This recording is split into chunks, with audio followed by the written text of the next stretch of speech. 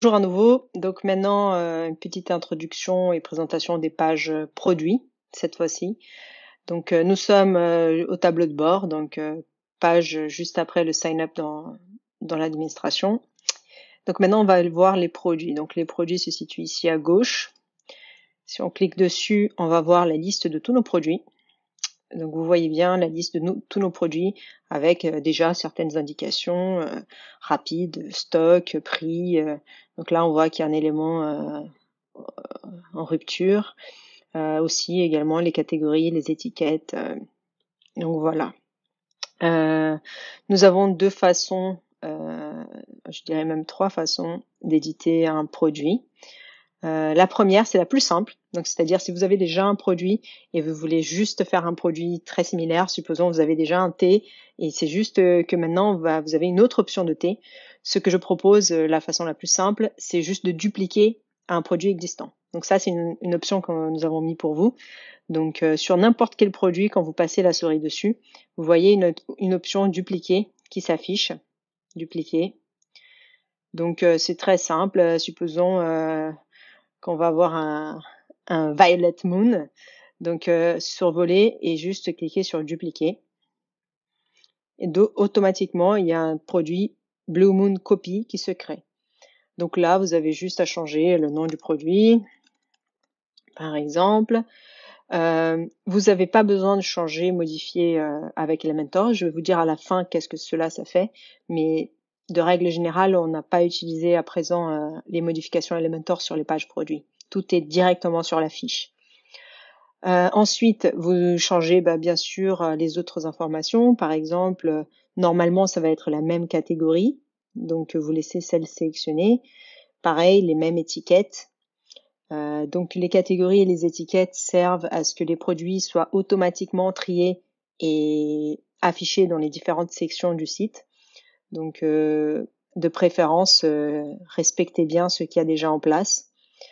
Vous pouvez changer aussi à droite l'image du produit. Donc cette image du produit, c'est la principale et celle qui apparaît sur les vignettes également.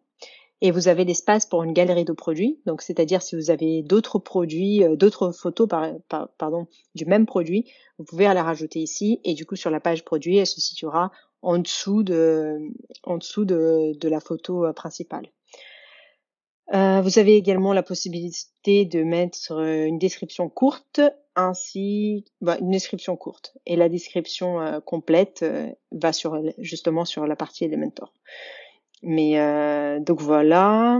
Et quoi d'autre? Donc je peux vous montrer déjà voilà une prévisualisation de la page. Donc si on clique sur ce lien, on prévisualise. Donc là voilà Violet Moon avec la photo et avec la description courte et tous les éléments. Si jamais vous souhaitez faire les modifications qui se trouvent ici avec Elementor, ces modifications servent à rajouter des éléments ici, en bas, juste avant les produits apparentés. Je vais vous montrer qu'est-ce que ça donne quand même. Donc on clique modifier avec Elementor. Il va nous ouvrir sur une nouvelle page.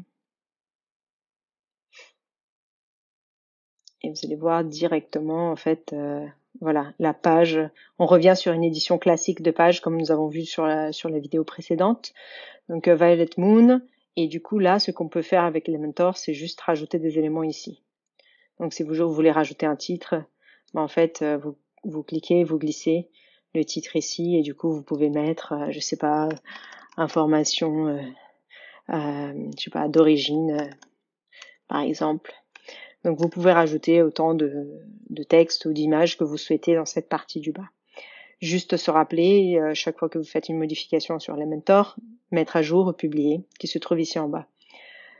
Donc voilà, là il y a publié parce que pour l'instant c'est un brouillon, mais ça pourrait être autre chose. Donc je vais enregistrer par exemple. Voilà, et je vais revenir en arrière sur cette page-là, sur la page d'avant, donc c'est-à-dire voilà, la modification sur WordPress. Donc là, on est là-dessus. Tout va bien. Toutes les copies de sites, lorsqu'on les fait, elles sont en état brouillon. Donc quand vous voulez que ça passe vraiment en live, donc sur le site et que ce soit visible sur les pages du site, il faut juste publier. et du coup le produit devient disponible et accessible par tout le monde.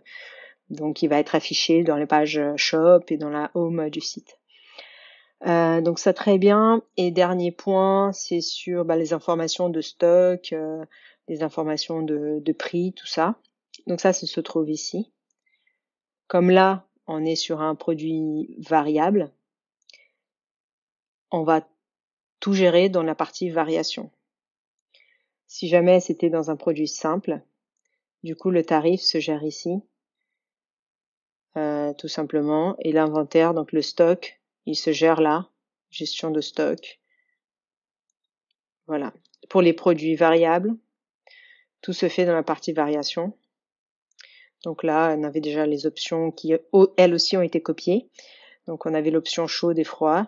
Si jamais vous voulez changer, il suffit de ouvrir cette option et de dire ok, quel est le prix. Donc supposons qu'on mette juste 16 pour qu'on voit. Et vous pouvez aussi mettre une gestion de stock. Donc s'il y a un stock défini, vous pouvez mettre par exemple, là il y en a que un produit. Pareil, vous pouvez faire la distinction pour le froid aussi, mettre un prix spécifique avec un stock ou pas défini. Si vous ne mettez pas de stock, ça veut dire qu'il n'y a pas de limitation, les gens peuvent acheter autant qu'ils veulent. S'il y a un stock, à chaque fois que quelqu'un achète, le numéro descend jusqu'à ce que ça soit à 0 et du coup en rupture. Après, à partir de ce moment, personne ne peut acheter le produit à nouveau. Donc voilà, on peut enregistrer. Donc là, j'enregistre au lieu de publier, juste parce que je veux pas le mettre en ligne. Et on peut aller voir le site, pareil. Donc voilà, et maintenant on voit bien que le prix va de 6 à 16, pardon. Et du coup, en fonction, le chaud va être à 16 comme on a défini, et on n'a que 1 en stock comme on a défini. Et le froid, lui, il est bien à 6. Et d'ailleurs, il est déjà out of stock.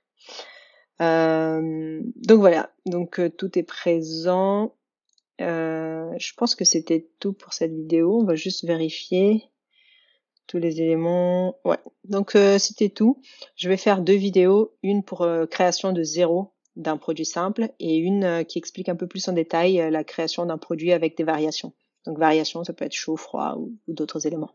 Merci, à la prochaine.